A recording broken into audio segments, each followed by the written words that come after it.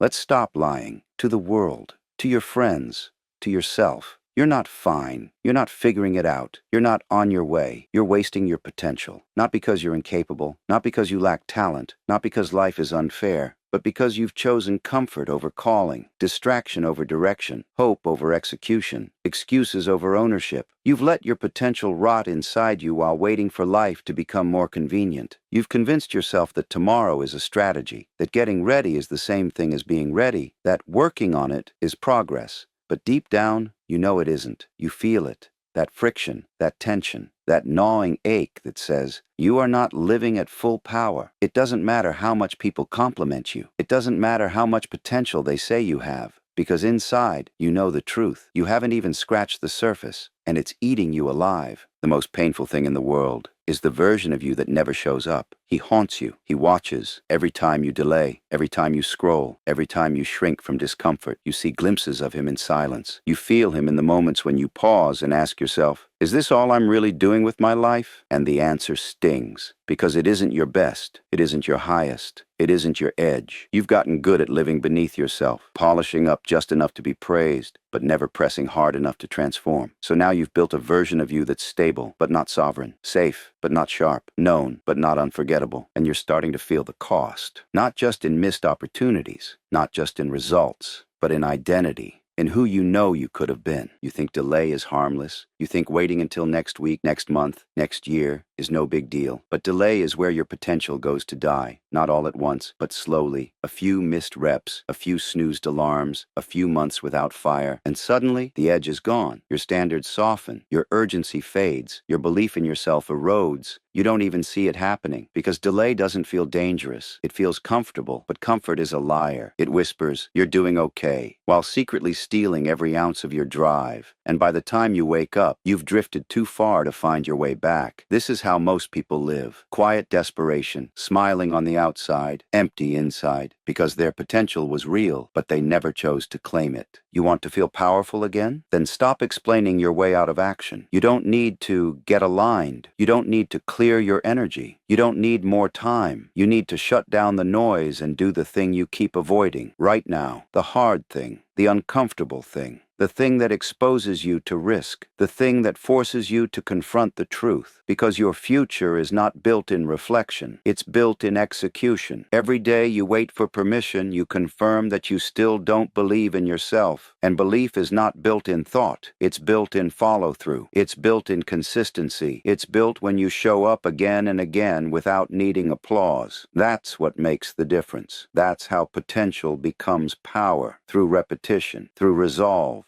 through discipline without drama. The reason you're not rising, because you've made comfort your God. You avoid pain like it's poison. But pain is the gate. Pain is the test. Pain is the only way. Every person who became great did so by going through the fire. Not around it, not above it, through it. You want the reward without the cost. But life doesn't work like that, not at the highest levels. So let's call it what it is. You're not stuck. You're scared. You're not lost. You're soft. You're not waiting. You're wasting. And that stops today. You don't become powerful by thinking. You become powerful by doing what your weak self resists. Here's the part most people miss. Potential doesn't wait forever. There's a window, a sacred season where your decisions compound. And if you miss it, if you keep playing around with comfort and excuses, that window closes. You start to harden. You start to settle. And the fire that once burned inside you, it flickers out. This isn't fear-mongering. It's reality. You don't get this moment back. So stop pretending you have time. You don't. This is the season where kings are made, where leaders rise, where vision becomes embodiment. And if you're not living like that matters, then what are you even doing here? You were built for more. And if you don't claim it, no one will do it for you. If you want to rise, you must delete the old program, the one built on hesitation, on emotional decisions, on convenience. It's not enough to want more. It's not enough to visualize success. It's not enough to repeat affirmations. You need a new internal system, one that makes execution automatic, one that builds belief through action, not talk, one that turns every day into a statement. I refuse to waste another breath living beneath who I could be. So ask yourself, what are your non-negotiables? What standards are you enforcing?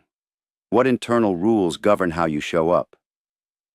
Because right now, your results are tied directly to what you tolerate. And if you keep tolerating laziness, distraction, emotion, then don't be shocked when greatness refuses to visit you. The reason you haven't risen isn't because you don't care. It's because you keep obeying how you feel. You're tired, so you delay. You're anxious, so you retreat. You're uncertain, so you wait. But your emotions are not your leaders.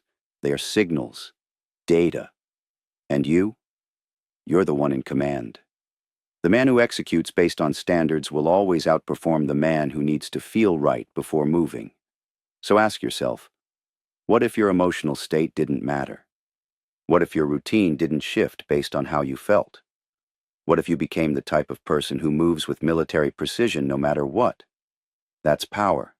That's presence. That's how you earn your future. Not through excitement, through enforcement. You keep saying you don't know what to do, that you need a better plan, that you're still figuring it out. But here's the truth. Clarity doesn't come from thinking. It comes from movement. It comes from commitment. You don't need the whole picture. You don't need the next 10 steps. You need to decide. You need to move. And you need to move without hesitation. Stop trying to be ready. Start trying to be real. Pick a target. Aim. Fire. Refine. That's how elite people operate. And if you want to close the gap between potential and performance, that's what you must do too. The fastest way to build unstoppable self-belief is to treat your own word like it's law. If you say it, you do it. No questions, no conditions, no escape clauses. This is how internal trust is built. And trust in self is the root of power. You can't become dangerous if you don't respect your own decisions. You can't walk into a room with presence if you know you lied to yourself all week. Self-doubt is not a mystery. It's the byproduct of broken promises. So if you want to walk tall again, if you want to regain the fire, then keep your word in silence.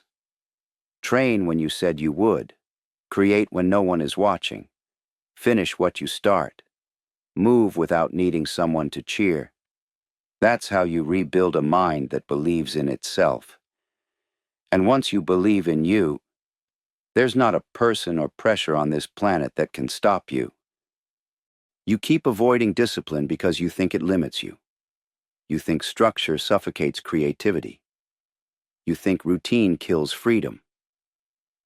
But it's the opposite. Discipline is the gateway to freedom.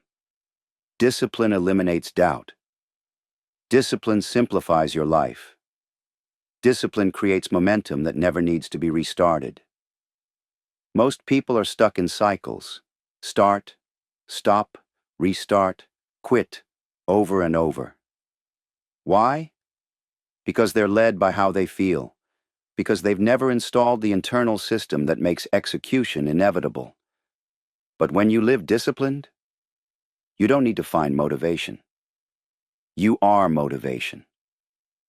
Your habits are built to carry you forward even on your worst days. That's what separates the consistent from the emotional. That's what separates potential from proof. You want your life to change? Become the proof that it's possible. Let people watch you and realize, this is what it looks like to live without compromise. Let your actions become a sermon. Let your standard become confrontation. Let your execution offend the lazy. Not through arrogance, but through absolute clarity. You don't rise by preaching. You rise by becoming the man others know they aren't willing to be. No one questions the man who moves with certainty. No one ignores the man who speaks with discipline. No one forgets the one who makes a decision and refuses to break it. That's the man you're becoming now, not someday. Now, from this moment forward, mediocrity is no longer an option. Emotional decision-making is no longer your guide. Potential is no longer enough. You've crossed the line. The version of you that almost did it, he's gone. The one who needed motivation to show up, he's buried. The one who tolerated softness in the name of balance, he no longer speaks. From now on, your baseline is pressure. Your default is precision.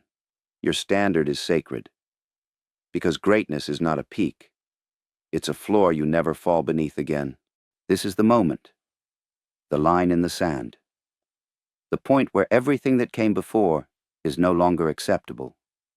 No more delay, no more story, no more trying. The man you've been up until now, he doesn't get to run this anymore. He was built for survival, not greatness. He was trained to avoid pain, not to use it. He was built by comfort, fear, and indecision. But you're no longer under his command. That version of you dies today, and in his place rises a new standard, one that has no reverse gear, no fallback plan, no backup identity. You are not going back, and that's not a declaration. It's a command. Let's get brutally honest. You're not consistent because you always leave yourself an exit. You say you're committed, but only when it feels good, only when it's convenient, only when no one's watching.